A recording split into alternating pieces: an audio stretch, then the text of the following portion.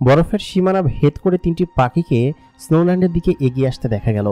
সঙ্গে সঙ্গেই দ্বাররক্ষী সেনা যারা ছিল এবং বর্ডার পাহাড়ে যারা ছিল সবাই অ্যালার্ট হয়ে গেল। খানিকক্ষণ বাদে সেই পাখি 3টি বর্ডার পেরিয়ে ভেতরে প্রবেশ করলো। তাদের পেছনে আরও কয়েকটি দৈত্য পাখি উড়ে যাচ্ছে। তাদের পিঠে বেশ কয়েকজন দৈত্য বসে আছেন। তারা সবাই দৈত্য জিন। তারা সামনে এগিয়ে গেল। খানিকক্ষণ বাদে সেই পাখিটা মেন মহলের কাছে পৌঁছে গেল এবং তার ওপর সকলে আক্রমণ করতে লাগলো। খানিকক্ষণ পরে ফর্টাসের পাখি বহর এবং সবাইকে তারা আটক করে ফেলল। ফর্টাস সারেন্ডার করলো এবং হাত উঁচু করলো। সবাই তাকে দেখে বলল কি যে, ফর্টাস আপনি এইভাবে কিভাবে প্রবেশ করলেন? আপনি আগে আমাদের কাছে জিজ্ঞেস করবেন না? স্নোল্যান্ডের মধ্যে ঢুকতে হলে তো পারমিশনের প্রয়োজন হয়, আর এখন পুরো স্নোল্যান্ডের রেড অ্যালার্ট জারি। 2জন মানুষ এবং 2জন জিন ঢুকে এসেছে। তারা তৃণভূমির জিন। তারা এই এলাকায় কোথাও একটা জায়গায় লুকিয়ে আছে। রেড অ্যালার্ট এই জন্য চালু করেছে আমাদের রাজা। ফর্টাস তখন বলল কি যে, কি বলছো? তারা এখানেই আছে? তার মানে তোমাদের রাজা কোথায়? দ্রুত তোমাদের রাজার সঙ্গে দেখা করতে হবে, জরুরি খবর নিয়ে এসেছি। সঙ্গে সঙ্গে সেনাপতি সেখানে উপস্থিত হলেন। পুরো রাজ্যের এই সীমানার এ পাশে একটা শোরগোল পেকে গেল, যার কারণে সেনাপতি সঙ্গে সঙ্গে ছুটে আসলেন। সেনাপতি তার পাখি থেকে নেমে বললেন কি যে, ফর্টাস তুমি এইভাবে প্রবেশ করেছো, ব্যাপার কি? ফর্টাস তখন বলল কি যে, সেনাপতি সাহেব ক্ষমা করবেন, খুবই বিপদের মধ্যে আছি। আসলে আপনাদের রাজ্যে কি চলছে আমি কোল্ডারের পক্ষ থেকে একটা খবর নিয়ে এসেছি। তাকে ভিতরে নিয়ে গেল।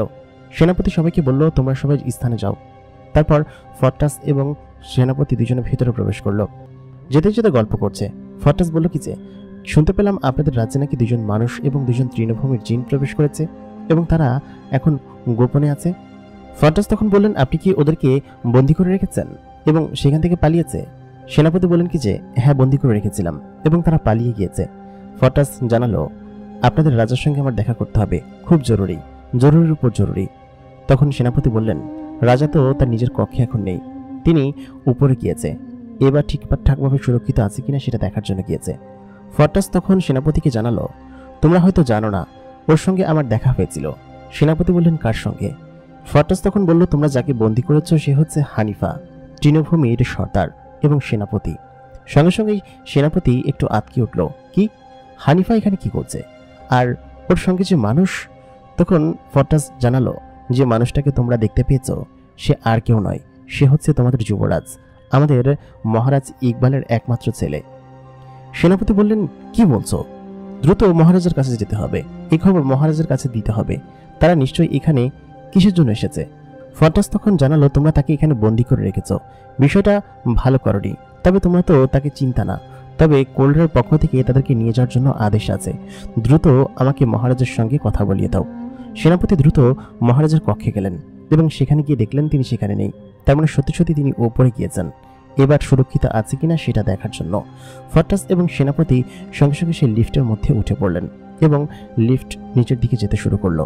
সেই লিফট একটু নিচে যেতেই সেই স্থানে পৌঁছে গেল যেখানে রাজা স্নো গিয়েছিল। তারা সেখানে উঠেই ঘোড়াকে নিতে যাবে, ঠিক তখনই সেখানে 2জন দৈত্য এসে তাদেরকে বলল কি যে, আপনারা কোথায় যাচ্ছেন? আপনাদের এর পরে যাবার অনুমতি নেই। সেনাপতি তখন বললেন, মহারাজের সঙ্গে দেখা করা খুবই জরুরি এবং এনাকে সঙ্গে করে দ্রুত যেতে হবে। দৈত্য 2জন বললেন কি যে, আপনাদের সামনে যাবার কোনো অনুমতি নেই, আমরা কোনোভাবেই অনুমতি দিতে পারবো না। আর সেনাপতি সাহেব, আপনি নিজেও জানেন এটা আমাদের নিয়মের বাইরে। আপনি বাহিরের একজন নিয়ে এসেছেন এখানে যাওয়ার জন্য। এখানে শুধুমাত্র রাজা স্নো এবং ইকবালের যাওয়ার প্রবেশাদ অধিকার আছে, আর কারণ নেই। সেনাপতি তখন রেগে গেলেন, বললেন কি যে, আমি তোমাদের সেনাপতি বলছি, তোমরা এখনই সরে যাও। নিয়ম অনিয়মের কোনো কথা নেই। এখন পুরো বিশ্ব শঙ্কা অবস্থায় আছে, আমাদেরকে খুব দ্রুতই রাজার কাছে পৌঁছাতে হবে। সঙ্গে সঙ্গে সেই জিন দুটো বলেন কি যে, আমাদের কোনো অনুমতি নেই আপনাদেরকে ভেতরে প্রবেশ করতে দেওয়ার। সেনাপতি সঙ্গে সঙ্গে রেগে তার তরবারি বের করলেন এবং তাদের দিকে তাক করলেন। তারা সেনাপতির দিকে এগিয়ে আসতে লাগলো।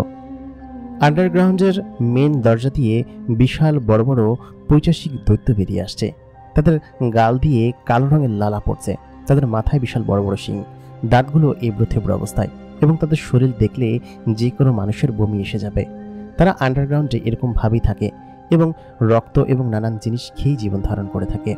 তাদের আন্ডারগ্রাউন্ড থেকে অনেক বছর পরে বের করা হচ্ছে। তারা একে একে যুদ্ধের জন্য প্রস্তুত হচ্ছে এবং ডার্ক ওয়ার্ল্ডের মেন ফিল্ডে সবাই রেডি হচ্ছে। সেভেন কিংডমের সবাইকে ডাকা হয়েছে তাদের সেনা সহকারে। কুরুলুস রাজ্যে খুব শীঘ্রই তারা হামলা করতে যাবে। খানিকক্ষণ বাদে মেফো ডার্ক ওয়ার্ল্ডের সদর দপ্তরে ক্যান্টিলিয়ার দপ্তরের পাশে এসে বলল কি যে, মহারাজ, বড় খবর আছে। ক্যান্টিলিয়া বললেন, কি খবর? আর সেনাপতি কোথায়? তাকে ডাকো। মেফো বললেন কি যে, সেনাপতিকে আমি একটু আগে বাইরে দেখে এসেছি। সে সমস্ত সেনা তৈরি করছে এবং দেখে মনে হচ্ছে আমরা আমাদের পুরনো শক্তিতে ফিরে এসেছি। বহু বছর পর এরকমটা দেখছি। শেষ দেখেছিলাম গত যুদ্ধে, কিন্তু তারপরে এত দ্রুত যে আমরা রিফর্ম করে ফেলবো আমরা কখনোই ভাবতে পারিনি। আর এত সেনাও লাগবে না কুরুলুস রাজ্যে আক্রমণ করার জন্য। আমি খুব বড় একটা চাল চেলে এসেছি। খুব সহজেই আমরা কুরুলুস রাজ্যকে দখল করতে পারবো। মেফোর এই কথা শুনে ক্যান্টিলিয়া বলল, কি ব্যাপার, কি খবর নিয়ে এসেছ? মেফো তখন জানালো, এবা স্নোল্যান্ডে আছে এবং স্নোল্যান্ডের রাজার কাছে সুরক্ষিত অবস্থায় আছে। ইকবাল ওইটাকে ওইখানে লুকিয়ে রেখে এসেছিল এবং ইকবাল সেটা নিজের মুখে বলেছে। সঙ্গে সঙ্গে ক্যান্টিলিয়া হেসে দিল, বলল কি যে, সাব্বাস, তুমি আমার একমাত্র যোগ্য মন্ত্রী। তুমি সবকিছু পেরেছ। তবে আমাদেরকে খুব শীঘ্রই সিংহাসনে বিরাজমান হতে হবে। দ্রুত সবাইকে যুদ্ধের জন্য প্রস্তুত হতে বলো। আমি মহাফিল্ডে আসছি সবার সঙ্গে কথা বলার জন্য। পুরো ডার্ক ওয়ার্ল্ডের আকাশ কালো হয়ে আছে এবং চারিদিকে শুধুমাত্র বিশাল বড় বড় গাছের বহর এবং তার মধ্যে কুয়াশায় সমস্ত জিনেরা দাঁড়িয়ে আছে শুধুমাত্র ক্যান্টিলিয়ার অপেক্ষায়, কখন তারা আদেশ দিবে এবং যুদ্ধের জন্য প্রস্তুত হবে। মেফো সেখান থেকে বেরিয়ে গেল, কারণ মেফোর মাথায় চলছে অন্য বুদ্ধি। সে ক্যান্টিলিয়াকে লেলিয়ে দিয়ে তাকে যুদ্ধ বাঁধিয়ে দিয়ে সে স্নোল্যান্ডে যাবে সেই জিনিসটাকে আনার জন্য। সে মনে মনে এটাই ভাবছে, কিন্তু যে কোনোভাবেই হোক যুদ্ধে অংশগ্রহণ করতে হবে। পুরো ডার্ক ওয়ার্ল্ডের সমস্ত ফিল্ড জুড়ে শুধুমাত্র বিশাল আকৃতির কয়েকটা দৈত্য জিন এবং শুধু জিনেরা সেখানে সমাগত হয়েছে। সবাই চিৎকার চেঁচামেচি করছে। তারা যুদ্ধের জন্য প্রস্তুত। তাদের যেসব অস্ত্র হাতে আছে দেখে মনে হচ্ছে ক্যান্টিলিয়া রাজ্য এখন আগের মতো আবার ফিরে এসেছে। এবং মহারাজ যখন তাদের সামনে আসলেন সবাই চিৎকার করে উঠল। সেভেন কিংডমের রাজা সবাই এখানে আছে এবং এটা তাদের অস্তিত্বের লড়াই। কারণ হচ্ছে পুরো বিশ্বে তারা 14,000 বছর হয়েছে রাজ করতে পারে না। সেই স্বর্ণালী দিন আবার ফিরে আসতে চলেছে। আর এখন ইকবালও নেই যে তাদেরকে বাঁচাবে। আর সম্রাট সলেমান তার নিজেরও এত ক্ষমতা নেই যে সে সিংহাসন রক্ষা করতে পারবে। তার ভেতর থেকেই আমি একদম ধ্বংস করে দিয়েছি। তাই বলে ক্যান্টিলিয়া হেসে উঠল। তারপর বলে উঠল, শয়তানের চেলারা, তোমরা কি তৈরি যুদ্ধে যাবার জন্য? সবাই বলল কি যে, হ্যাঁ, আমরা প্রস্তুত মহারাজ। আমরা আবার আমাদের ক্ষমতা ফিরে পেতে চলেছি। তাই বলে সবাই হো হো করতে লাগলো এবং সবাই চিৎকার চেঁচামেচি করতে লাগলো। ক্যান্টিলিয়া সবার দিকে হাত উঁচু করলো। তার হাতে একটা ছড়ি রয়েছে। সেই ছড়ির মাথায় এক ধরনের গোল জিনিস আছে। সেটাই তার সকল শক্তির উৎস। সে যখন সেটা ওপরে উঠালো, ওপর থেকে একটা আলো পুরো ডার্ক ওয়ার্ল্ডে ছড়িয়ে পড়ল এবং সবাই চুপ হয়ে গেল। তারপর তিনি আদেশ দিলেন, সবাই যুদ্ধের জন্য প্রস্তুত হও এবং কুরুলুস রাজ্যের সীমানায় গিয়ে ঘাঁটি বাঁধো। আমরা আজকের রাতেই সেখানে হামলা করব এবং সম্রাট সলেমানকে হত্যা করব, সঙ্গে ইকবালকেও হত্যা করব এবং আমাদের রাজ্য আবার পুনরায় ফিরে পাবো। এই কথা বলার পর বড় বড় গাড়ি বহর এবং বিভিন্ন ধোঁয়া হয়ে তারা দিক বিদিক ছুটতে লাগলো এবং যুদ্ধের জন্য তাদের পজিশন ঠিক করতে লাগলো। ক্যান্টিলিয়া নিজেও যাওয়ার জন্য প্রস্তুত হয়েছে এবং তার বিশাল গাড়ি বহর তৈরি করেছে। ক্যান্টিলিয়া যে গাড়ি বহরে যাবেন সেটা খুবই সুরক্ষিত। চারিদিকে বড় বড় চাকতির মতো গোল কিছু একটা দিয়ে সুরক্ষিত রয়েছে। যে কোনো জিনিস আসলে এটাতে আটকে যাবে এবং তিনি যেহেতু সম্রাট সেহেতু তার সিকিউরিটির ব্যবস্থাও অন্যরকম। এবং তিনি যে গাড়িতে চড়েছেন সেটা বিশাল আকৃতির এক দৈত্য গাড়ি, যেটাকে দেখে যে কোনো কেউ ভয় পেয়ে যাবে এবং সেটা থেকে এমন এমন সব শক্তি বের হবে যা কিনা একসঙ্গে শত শত জিনকে মারতে সক্ষম। আর তার পেছনে রয়েছে সেভেন কিংডমের রাজাদের গাড়ি। তারা সরাসরি আকাশের দিকে উড়াল দিল এবং সমস্ত জিন তাদের পেছন পেছন যেতে শুরু করলো।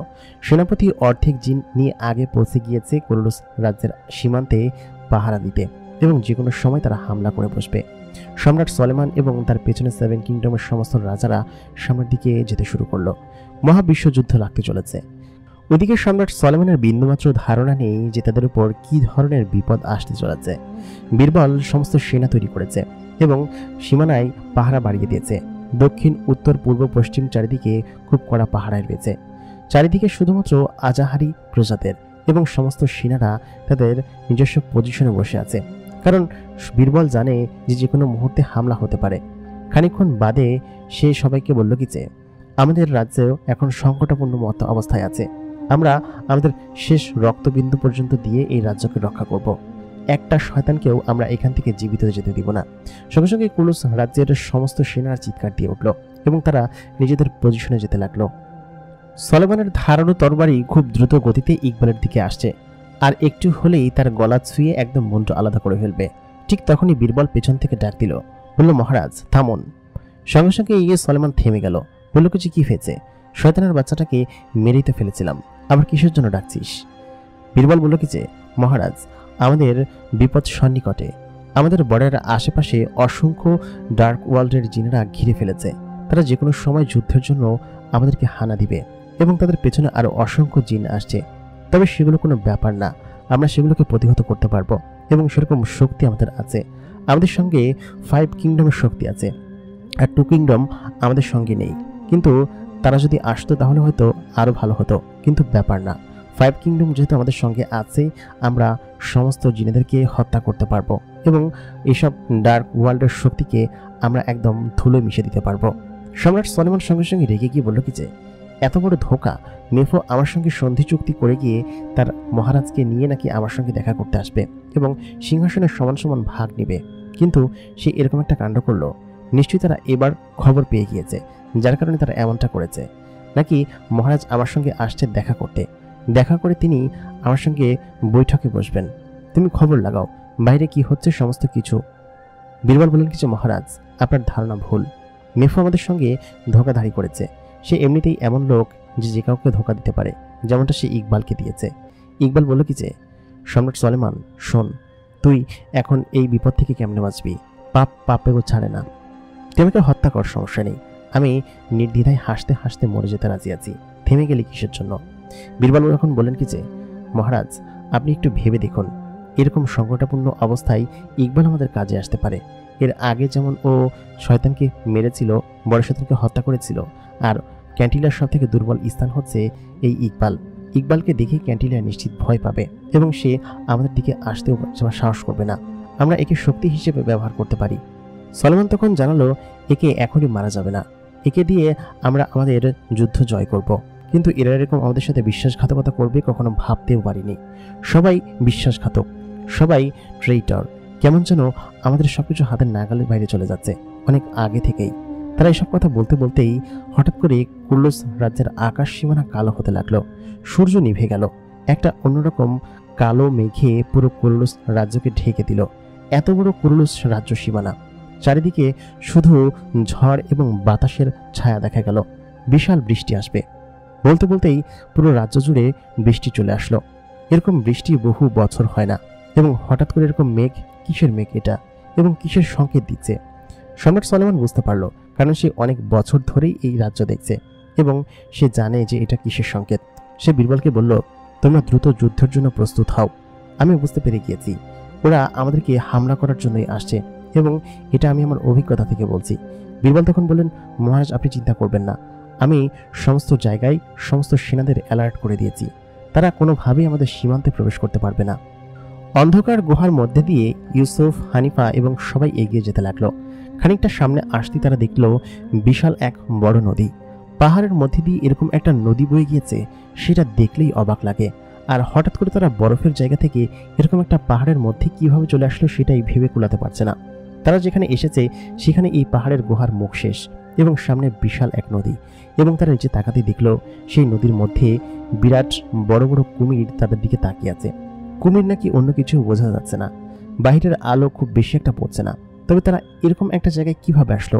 এই ছিল বরফ, আবার এই পাথর হয়ে গেল। তারা কোথায় আছে? তারা সামনের দিকে দেখলো বিশাল এক কিংডমের মতো বড় বিল্ডিং অপর প্রান্তের পাহাড়ের মধ্যে রয়েছে, এবং এই পাহাড়ের গা কেটে এরকম বড় বিল্ডিং কারা তৈরি করেছে সেটা ভেবেই ইউসুফ হতবাক হয়ে যাচ্ছে। হানিফা তখন বলল, এটা আজকে থেকে প্রায় 30,000 বছর আগে তৈরি করা পাহাড়, এবং এখানে একটা সময় এক ধরনের জাতি থাকতো। তারা এখন এখানে নেই। এটা হচ্ছে পৃথিবীর এখন সবথেকে সুরক্ষিত জায়গা, যার কারণে ইকবাল এটাকে এখানে লুকিয়ে রেখেছে। তবে আমরা এই পর্যন্ত যেহেতু পৌঁছাতে পেরেছি, তাহলে আমরা লক্ষ্যের খুব কাছাকাছি আছি। সঙ্গে সঙ্গে সেই মুরব্বী লোকটা বলল কি যে, হ্যাঁ হানিফা, তুমি ঠিক বলেছ, আমরা লক্ষ্যের খুব কাছাকাছি আছি। আমরা যদি ওই মহল পর্যন্ত পৌঁছাতে পারি তাহলে আমরা এবার পর্যন্ত পৌঁছাতে পারবো, এবং আমার ঘৃণ্য ধারণা যে ওইটা নিশ্চয়ই ওখানে লুকানো আছে।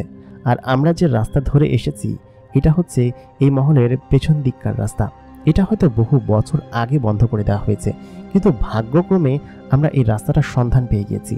আমরা সোজা পথে গেলে হয়তো ওই পর্যন্ত পৌঁছাতে পারতাম না, তবে আমরা যদি কোনোভাবে এই পাশ থেকে ওই পাশে যেতে পারি তাহলে আমরা খুব সহজেই ওই পাশে গিয়ে আমরা এবার কাছাকাছি পৌঁছাতে পারবো।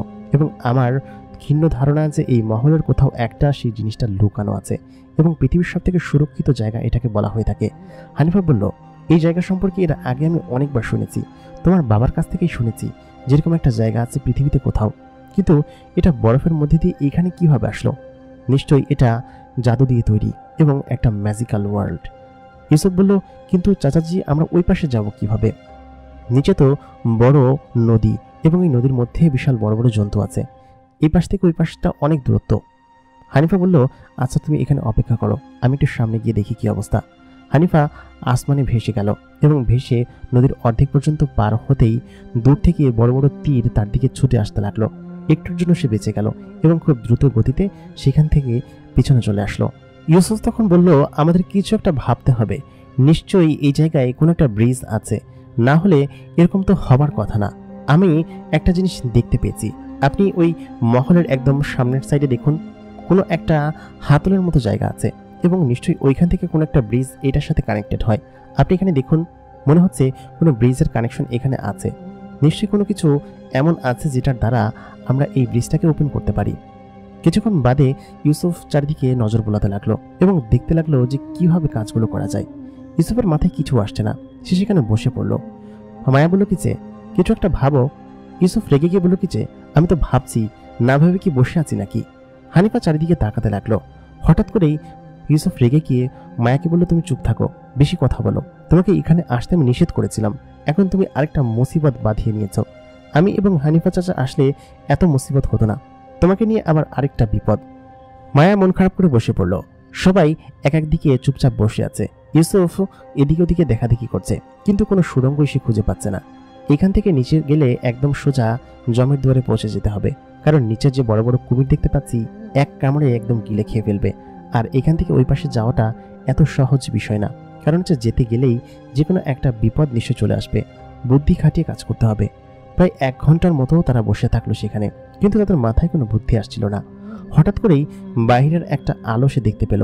একটা জায়গা দিয়ে খুব বেশি রোদের আলো ভিতরে প্রবেশ করছে, এবং সেটা সোজা নদীর দিকে পড়েছে।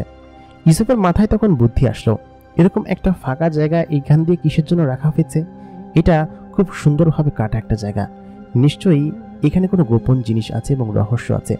ইউসুফের মাথায় তখন একটা বুদ্ধি আসলো। সে হানিফা চাচাকে বলল কি যে, হানিফা চাচা শোনেন, আমার মনে হয় নিশ্চয়ই এই সুড়ঙ্গ দিয়ে কোনো একটা জিনিস তো আছে যেটার মাধ্যমে এই ব্রিজটা ওপেন হবে। আমাদের হয়তো অপেক্ষা করতে হবে, কারণ সূর্যের আলো খুব দ্রুতই সরছিল এবং সরে তাদের দিকেই আসছিল। খানিকক্ষণ বাদে 10-15 মিনিট পরে সূর্যের আলো পাহাড়ের উপরে উঠে আসলো নদীর কাছ থেকে। তখন সেই জিনিসটা আস্তে আস্তে উপরে উঠে আসতে আসতে তাদের কাছে পর্যন্ত পৌঁছে গেল। ইউসুফের মাথায় বুদ্ধি আসলো, নিশ্চয়ই এই রোদের আলোকে কাজে লাগিয়ে কোনো কিছু একটা করতে হবে, কিন্তু সেটা কি? রোদের আলো এখানে আসলে কি হবে? কিছুই তো সে বুঝতে পারছে না। ঠিক তখনই মহলের একদম মাঝ বরাবর বড় একটা আয়নার দিকে তার চোখ গেল। ইউসুফ দেখে বলল, পেয়েছি চাচা, পেয়েছি, আমরা পেয়েছি। আমরা এখনই এই ব্রিজ বের করতে পারবো, এবং ব্রিজ বের করে আমরা ওই পাশে যেতে পারবো, এবং সেটা খুব দ্রুত সময়ের মধ্যে আমাদেরকে করতে হবে। হানিফা তখন জানালো, কি বুদ্ধি? কিছুই তো বুঝতে পারছি না, কি আমার মাথায় কিছু আসছে না। সঙ্গে সঙ্গে ইউসুফ বলল, মায়া তাড়াতাড়ি তোমার ব্যাগ থেকে বের করো, আয়নাটা বের করো। তোমার ব্যাগের ভিতরে আয়না আছে না? তুমি ওইখান থেকে নিয়েছিলে, আমি দেখেছি, আয়নাটা বের করো। সঙ্গে সঙ্গে মায়া তার ব্যাগ থেকে তার সমস্ত জিনিসপাতি বের করতে লাগলো। মেয়ে মানুষ হোক আর মেয়ে জিন হোক, তাদের কাছে কসমেটিক্স আইটেম থাকবে, সেটা ইউসুফ বলতে লাগলো। তোমরা সবাই একই, মেয়ে মানুষ হও আর মেয়ে জিন হও। সঙ্গে সঙ্গে সে তার ব্যাগ থেকে একটা দর্পণ বের করলো। সেই দর্পণটা দিয়ে মায়া মাঝে মধ্যেই তার চেহারা দেখে। সূর্যের আলোটা ঠিক ইউসুফের পায়ের কাছাকাছি এসে পড়লো। সে সঙ্গে সঙ্গে সেই দর্পণটা সেখানে ধরলো, এবং দর্পণের আলো তার অপোজিট সাইডে মহলের একদম মাঝ বরাবর থাকা সেই বড় আয়নার মধ্যে গিয়ে পড়লো, এবং সেই আয়না থেকে চারিদিকে আলো ছড়িয়ে যেতে লাগলো। এবং এই গুহার এরকম ফাঁকা জায়গায় অসংখ্য জায়গায় বহু আয়না লাগানো আছে এবং সেই আলো প্রায় 7-8টা আয়না থেকে একটা জায়গায় এসে পড়ল এবং মহলের মাঝখানে থাকা সেই বড় আয়নার মাঝখানে পড়ল এবং সেই আয়নাটা আলোকিত হতে শুরু করলো এবং সঙ্গে সঙ্গেই শব্দ হতে লাগলো, পাহাড় নড়তে শুরু করলো। হঠাৎ করেই পাহাড়ের নিচ থেকে একটা ব্রিজ উঠে আসলো এবং দুই পাশের ব্রিজ একত্রিত হয়ে জোড়া লেগে গেল। ইউসুফ তখন বলল, আমাদেরকে দ্রুত এই ব্রিজ পার হতে হবে, কারণ সূর্যের আলো খুব বেশিক্ষণ থাকবে না। মায়ের কাছ থেকে তার একটা জিনিস নিয়ে তার ওপর সেই আয়নাটা রেখে দৌড়াতে শুরু করলো। ইউসুফ বলল কি যে আমাদের খুব দ্রুত পার হতে হবে, কারণ সূর্যের আলো খুব দ্রুত আয়না থেকে সরে যাবে, আর আয়নাটা এত বড়ও না যে সেটা বেশিক্ষণ আলোকে ধরে রাখতে পারবে। সবাই সঙ্গে সঙ্গে খুব জোরে দৌড়াতে লাগলো, অনেক জোরে দৌড়াচ্ছে এবং দৌড়াতে দৌড়াতে অর্ধেক ব্রিজ পার হয়ে গেল। সেই মুরব্বী লোকটা পেছনে পড়ে গিয়েছে। ইউসুফ বলতে লাগলো, চাচা জোরে দৌড়ান, না হলে এখানটা পার হতে পারবেন না, আর নিচে পড়লে বিপদ, আর একটু পরেই তীর আবার চালানো শুরু হবে এবং আরো কত না জানি ভয়ঙ্কর জিনিস আমাদের দিকে আক্রমণ করবে, তাড়াতাড়ি পার হন। চাচা যেহেতু বৃদ্ধ হয়ে গিয়েছিলেন, সে ওনাদের মতো দৌড়াতে পারছে না। হানিফা, ইউসুফ এবং মায়া তিনজনে দৌড়ে প্রায় পার হতেই যাবে, একদম পার কাছাকাছি চলে আসলো। হানিফা এবং মায়া পার হয়ে মহলের কাছাকাছি চলে গেল, কিন্তু বৃদ্ধ লোকটা অর্ধেক পথ পেরিয়ে হঠাৎ করে হোঁচট খেয়ে নিচে পড়ে গেল। সূর্যের আলো নিভে যাচ্ছে, আয়না থেকে সমস্ত আলো সরে যাচ্ছে, আর অল্প একটুই বাকি আছে। ইউসুফ সঙ্গে সঙ্গে আবার পেছনের দিকে দৌড় দিল। মায়া এবং হানিফা বলল কি যে দ্রুত চাচাজি দ্রুত, কিন্তু সে উঠে দৌড় দিবে সেরকম শক্তি তার গায়ে নেই। ইউসুফ সঙ্গে সঙ্গে পেছনের দিকে দৌড় মারল। মায়া বলল কি যে ইউসুফ তুমি যেও না, ওইখানে গেলে আর ফিরে আসতে পারবে না। হানিফাও চিৎকার দিয়ে তাই বলতে লাগলো, কিন্তু ইউসুফ খুব দ্রুত গতিতে দৌড়াতে দৌড়াতে সে বৃদ্ধ লোকটার কাছে পৌঁছে গেল। আয়নার আলো একদম প্রায় নিভে আসছে, আরেকটু হলেই ব্রিজটা আবার নিচের দিকে চলে যাবে এবং তাদেরকে একদম পানির ভেতরে ফেলে দিবে, একদম সেই কুমিরের মাঝখানে। সঙ্গে সঙ্গেই ইউসুফ সেই বৃদ্ধ লোকটাকে কাঁধে তুলে নিলেন এবং খুব জোরে দৌড়াতে লাগলেন। আলো একদম নিভে গিয়েছে, ব্রিজটা নড়তে শুরু করলো এবং ব্রিজটা নিচের দিকে যেতে শুরু করলো, একদম কাত হয়ে গিয়েছে। ইউসুফ প্রাণপণে দৌড়াচ্ছে। হঠাৎ করেই ব্রিজটা একদম সরাত করে নিচের দিকে নেমে গেল এবং ব্রিজটা হঠাৎ করে গায়েব হয়ে গেল। সঙ্গে সঙ্গেই ইউসুফ এবং সেই বৃদ্ধ লোকটা পানির দিকে পড়ে যেতে লাগলেন এবং হঠাৎ মুহূর্তের মধ্যেই তারা হা হয়ে গেলেন। হানিফা ইউসুফ বলে জোরে চিৎকার মেরে উঠল, কারণ হচ্ছে ব্রিজটা নিচের দিকে চলে গিয়েছে তাদেরকে সহকারে এবং তারা নিচে পড়ে গিয়েছে। মায়া সঙ্গে সঙ্গে কান্না করে দিল, কারণ হচ্ছে ইউসুফ নিচে পড়ে গিয়েছে, নিশ্চয়ই কুমির এখন তাকে খেয়ে ফেলবে। হানিফা সেখানে বসে পড়ল, কারণ শেষ আশাটাও নিভে গিয়েছে। তারা নিচে পড়লে আর কখনোই বাঁচানো সম্ভব না, আর এখন সে নিজেও এই নিচে যেতে পারবে না, কারণ এই সীমানা পেরলেই আবার সেই তীরগুলো তাদের দিকে ছুটে আসতে লাগবে এবং তারা নিশ্চয়ই মারা যাবে। তারা মাথায় হাত দিয়ে বসে পড়ল। মায়া তখন কান্না করছে এবং নিচের দিকে তাকিয়ে ইউসুফ ইউসুফ বলে চিৎকার করছে। হানিফা কি করবে কিছুই বুঝতে পারছে না। সেনাপতি তরবারি বের করে সঙ্গে সঙ্গে সেই দুটো জিনের কাছাকাছি পৌঁছে গেল এবং বলল কি যে তোমরা যদি মরতে না চাও তাহলে আমাদের রাস্তা ছেড়ে দাও, আমরা খুব বিপদের মধ্যে আছি, স্নোর সঙ্গে আমাদের দেখা করতেই হবে। ফরটাস তখন বলল, তোমরা যুদ্ধ করো না, দয়া করে রাজ্য বিপদ অবস্থায় আছে, আমাদের স্নোর সঙ্গে খুব দ্রুতই কথা বলতে হবে, তোমরা যুদ্ধ করো না। দৈত্য দুটো কোনো কথা শুনলো না, কারণ তাদের সেরকমই কমান্ড দেওয়া আছে যে সম্রাট স্নো এবং ইকবাল ছাড়া এখানে কেউ প্রবেশ করতে পারবে না এবং তাদের প্রবেশ অধিকারও নেই। সেনাপতি বললেন, এরা এরকম ভাবে শুনবে না, এদের সঙ্গে আমাদের লড়াই করে ভেতরে যেতে হবে, সময় কম, ফরটাস দ্রুত। ফরটাস তার পকেট থেকে ছোট ছুরিটা বের করলো এবং বের করে তাদের দিকে দৌড়াতে লাগলো, কারণ ফরটাসের কাছে তরবারি নেই। তরবারি সে জমা দিয়ে এসেছে মেন দপ্তরে, ভেতরে তরবারি নিয়ে যাওয়ার কোনো অনুমতি নেই, কারণ হচ্ছে এটা মহারাজার বিল্ডিং, এখানে তরবারি নিয়ে যাওয়ার অনুমতি কোনোভাবেই কাউকে দেওয়া হয় না। তবে সেনাপতির কাছে আছে। সে অস্ত্রটা বের করে সজোরে সেই দৈত্যের দিকে তাক করলো। দৈত্য তাকে একটা থাবা দিয়ে বাইরে ফেলে দিল। সেনাপতি দৈত্যের সঙ্গে পারছে না, বিষয়টা হাস্যকর না? তবে এমনটা মোটেই না, কারণ হচ্ছে এখানের যেসব জিনেদেরকে পাহারা অবস্থায় দেওয়া আছে এরা পৃথিবীর সব থেকে শক্তিশালী জিনেদের মধ্যে একজন, কারণ হচ্ছে তারা পৃথিবীর সব থেকে দামি জিনিসটা পাহারায় দেওয়া আছে এবং তারা সিংহাসনের গোলাম, সিংহাসনের রাজা তাদেরকে যা বলবে তারা তাই করবে। সেনাপতি উঠে ফুল গতিতে আবার তার দিকে এগিয়ে গেল। ফরটাস তার ছোট ছড়িয়া দিয়ে একবার এই পাশে যাচ্ছে একবার ওই পাশে যাচ্ছে এবং তার পায়ে জোরে জোরে আঘাত করতে লাগলো। পায়ে আঘাত করার সঙ্গে সঙ্গে একটা দৈত্য নিচে জোরে চিৎকার দিয়ে বসে পড়ল। সেনাপতি আবার আরেকটা দৈত্যের কাছে গিয়ে তাকে আঘাত করতে গেল এবং তাকে একটা কোবও মেরে দিল, কিন্তু সেই জিনিসটা ফুল গতিতে তাকে আবার এমন একটা ধাক্কা মারলো যে সে উড়ে গিয়ে একটা পাহাড়ের সঙ্গে ধাক্কা খেলো এবং বেশ খানিকটা আঘাতপ্রাপ্ত হলো। কিন্তু ওদিকে ফরটাস খুব ট্রিকি ওয়েতে সেসব দৈত্যকে প্রতিহত করে যাচ্ছে। সে শুধুমাত্র পায়ে জোরে জোরে ছুরির আঘাত করছে। ছোট ছোট ছুরির আঘাতেও সেই দৈত্যগুলো চিৎকার করে উঠছে, কারণ ফর্টাসের হাতে কোনো সাধারণ ছুরি নয় এবং সে যেখানে আক্রমণ করছে সেটা হচ্ছে দৈত্যদের একদম দুর্বল পয়েন্ট। ফর্টাসের এরকম কাহিনী দেখে সেনাপতি বুঝে গেল যে এদের সঙ্গে তার পারা সম্ভব নয়, নিশ্চয়ই ফর্টাসের মতো কোনো কাজ করতে হবে। সেনাপতি আসমানে ঘেঁষে খুব দ্রুত গতিতে সেই জিনিসটার কাছে আসলো। তাকে সরাসরি হামলা না করে পায়ের দুই ফাঁক দিয়ে পেছনে চলে গেল এবং পেছনে গিয়ে এক পায়ের মধ্যে তার ছুরিটা ঢুকিয়ে দিল। ছুরি ঢুকিয়ে দেওয়ার সঙ্গে সঙ্গেই সেই জিনিসটা মাটিতে লুটিয়ে পড়লো এবং খুব জোরে চিৎকার দিয়ে উঠল। চিৎকার দেওয়ার সঙ্গে সঙ্গেই সেই জিনিসটা মাটিতে পড়ে গেল। সে উঠে আবার দাঁড়াতে যাবেই ছুরিটা বের করে ঠিক অপর প্রান্তে তার সেই ছুরিটা আবার ঢুকিয়ে দিল অন্য পায়ে এবং সঙ্গে সঙ্গে সে মাটিতে লুটিয়ে পড়ল এবং খানিকক্ষণ বাদে সে সেই ছুরিটা বের করে সেই জিনিসটার মাথা বরাবর একদম কোপ মেরে দিলেন এবং তার মাথার ভিতরে ছুরিটা ঢুকে গেল। অপর প্রান্তের যে জিনটা রয়েছে সেই জিনেরও সেই একই কাজ করলো। ফর্টাস সে জিনের পিঠের কাছে চড়ে তার হাতে থাকা সেই ছোট্ট ছুরিটা দিয়ে তার মাথার ভিতরে ঢুকিয়ে দিল এবং সঙ্গে সঙ্গেই সেই দৈত্য দুটো সেখানে লুটিয়ে পড়ল এবং একটু গুঁড়িয়ে সেখানেই কাত হয়ে মারা গেল তারা দুজন। ফর্টাস এবং সেনাপতি বলল কি যে দ্রুত ভেতরের দিকে যেতে হবে, এরকম না জানি আরো কত দৈত্য আমাদের সামনে পড়ে। তবে তুমি খুব ভালো কাজ করেছো, তোমার মাথায় বুদ্ধি আছে বলতে হবে। তাই বলে সে তার হাতটা শক্ত করে ধরলো এবং বলল কি যে চলো আমরা ভেতরের দিকে যাই, আমাদেরকে যে কোনোভাবেই হোক রাজার সঙ্গে কথা বলতেই হবে এবং তাকে যে কোনোভাবেই হোক সেখানে যাওয়া থেকে থামাতেই হবে, কারণ পুরো বিশ্ব এখন খুবই সংকটপূর্ণ অবস্থায় রয়েছে। মহারাজ স্নো সেই বড় সিঁড়ি পার হয়ে নিচের দিকে আসতে লাগলো। জায়গাটা একদম প্রকৃতি দিয়ে ঘেরা, এরকম সুন্দর জায়গা। স্নো 7-8টা সিঁড়ি বেয়ে নিচের দিকে নামলো। বিশাল বড় বড় গাছ এবং সেই গাছের পাতাগুলো একদম হলুদ বর্ণ। আরেকটু সামনে গেলেই সে এবাকে দেখতে পাবে। বিশাল এক বড় ঝর্ণার পাশে একটা টিলপিল গাছ আছে। সেই টিলপিল গাছের গোড়ায় বিশাল এক বড় জিনিসের ওপর সেই এবাকে রাখা এবং সেটা দূর থেকে দেখতে হয়, কারণ সেটার কাছে সবাই যেতে পারে না, এমনকি সম্রাট স্নো সেটার কাছে যেতে পারবে না, কারণ তিনি সেটাকে হোল্ড করতে পারবেন না, যার কারণে সেটার কাছে যাওয়া তার পক্ষে হয়তো সম্ভব নয়। তিনি দূর থেকেই এটাকে দেখেন এবং এটাকে ইকবালই এখানে প্লেস করে গিয়েছেন। পৃথিবীতে কয়েকজনই আছে যারা কিনা এই জিনিসটাকে দেখতে পারবেন এবং এই জিনিসটাকে ছুঁতে পারবেন, তার মধ্যে একজন আছে ইকবাল এবং আরও অনেকেই আছে। সম্রাট স্নো প্রায় কাছাকাছি চলে এসেছে। দূর থেকে সে দেখছে যে কিরণের মতো আলো সেটা জ্বলছে আর নিভছে, খুবই পাওয়ারফুল একটা জিনিস। যদি সম্রাট স্নো এটাকে নিতে পারত তাহলে সে নিয়ে পুরো বিশ্বের উপর রাজ করতে পারত, কিন্তু এটা তাকে গ্রহণ করবে না, যার কারণে তিনি হয়তো এটাকে পাহারাই দিচ্ছেন। তবে সম্রাট ইকবালের জন্য তিনি সবকিছু করতে পারেন, কারণ সম্রাট ইকবাল এমন একজন মানুষ যে কিনা সবার মন জয় করে নিতে পারে। সম্রাট স্নোরও মন জয় করেছিল। সে নিচের দিকে হাঁটতে লাগলো এবং এসবই ভাবতে লাগলো, যদি সেই জিনিসটাকে পেতে পারত তাহলে কতই না ভালো হতো।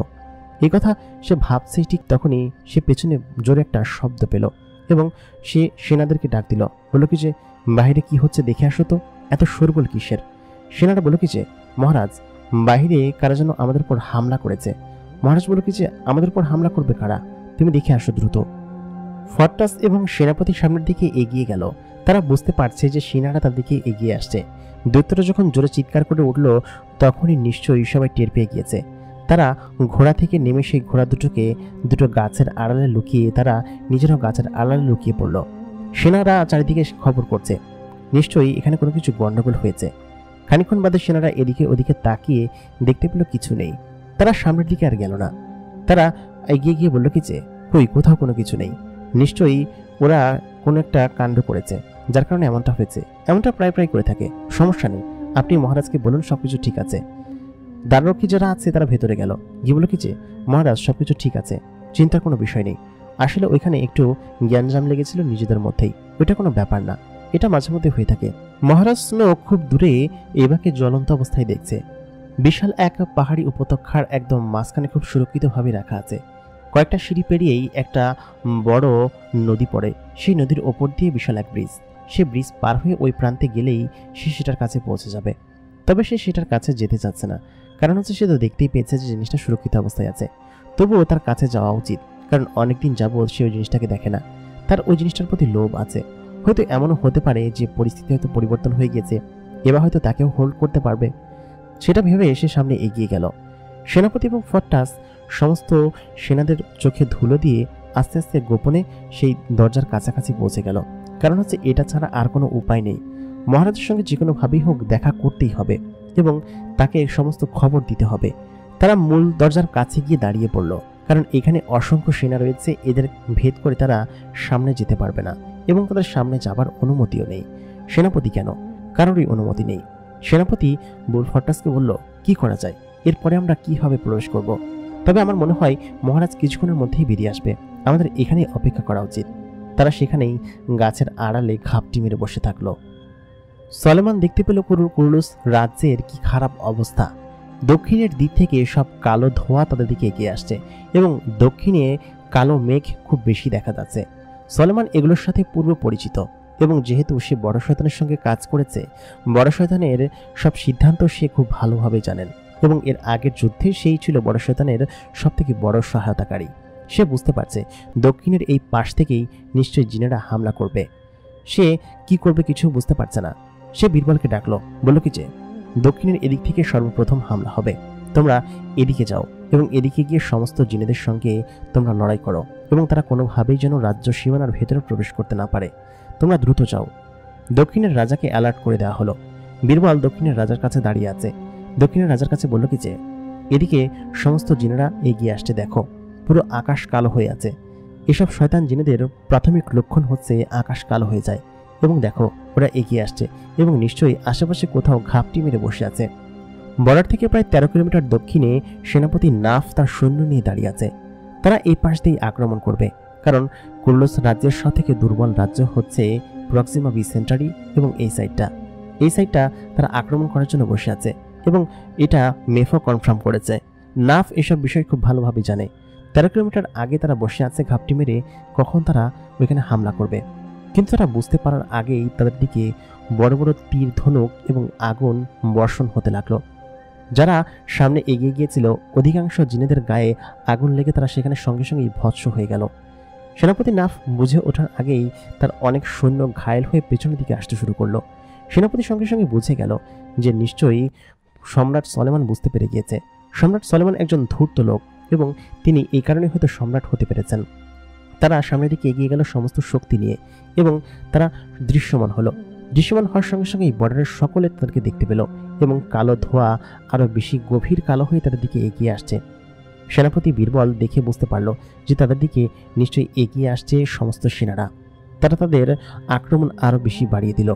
দক্ষিণের যত সেনা আছে সমস্ত সেনারা তাদের উপর আক্রমণ করলো এবং বর্ডারের কাছে আসার আগেই সমস্ত কালো জিনেরা মারা যাচ্ছিল, কারণ এই প্রক্সিমা বি সেন্টারিতে এমন ধরনের সব আগ্নেয়াস্ত্র আছে যেগুলো দ্বারা ডার্ক ওয়ার্ল্ডের যে কোনো জিনকে প্রতিহত করা সম্ভব।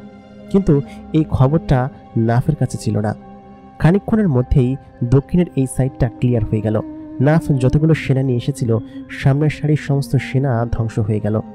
নাফ নিজেও বেশ খানিকটা আক্রমণ করেছে এবং আক্রমণের ফলে এদিকের বেশ কিছু গ্রাম পুড়ে গিয়েছে এবং বেশ কিছু জিন আহত হয়েছে। একটা ছোটখাটো যুদ্ধের মধ্যে নাফ বুঝতে পারল কুরুলুস রাজ্য এখনো দমে যায়নি। তাদেরকে দমানো হয়তো বলে খুব কষ্ট হয়ে যাবে, কিন্তু তাদেরকে ছলে দমাতে হবে। সম্রাট সলোমনের বিশাল গাড়ি বহরে ইকবাল এবং সম্রাট সলোমন বসে আছে। ইকবালকে এসে বলল কি যে শোন, তুই যদি নিজে বাঁচতে চাস এবং তোর নিজের স্বাদের পৃথিবীকে বাঁচাতে চাস তাহলে আমাদের সঙ্গ তোকে দিতেই হবে। সেটা তুই খুব ভালোভাবে জানিস ইকবাল, কারণ হচ্ছে মুসলিম সাম্রাজ্যকে যদি টিকিয়ে রাখতে হয় তাহলে তুই কখনোই পিছু পা হবি না, সেটা আমি খুব ভালোভাবে জানি। সে তো মুসলিম সাম্রাজ্যকে টিকিয়ে রাখার এই লড়াইয়ে আমাদেরকে সাহায্য কর। ইকবাল বলল কি যে তোর স্বার্থ বোধহয় আমি বুঝি না, তাই না? তুই আমাকে সামনে রেখে পুরো রাজ্যকে বাঁচাবি, তারপর তো ঠিকই নিজের শাসন করবি। আমি জানি এই 30 বছরে তুই পুরো কুরুলুস রাজ্যকে কি করেছিস। মুসলিম সাম্রাজ্য তো নামে মাত্র, তার আড়ালে যে তুই কি করেছিস সেটা আমার খুব ভালো ধারণা আছে, কারণ তোর মতো জিনেদের আমি খুব ভালোভাবেই চিনি। তুই আমাকে সপরিবারে হত্যা করেছিলি, আমার সায়রা তাকে তুই হত্যা করেছিস কি নির্মমভাবে আমার চোখের সামনে। সেই দিনকে আমি এখনো ভুলবো? তোকে আমি নিজের হাতে হত্যা করব, এটা আমি বলে দিলাম।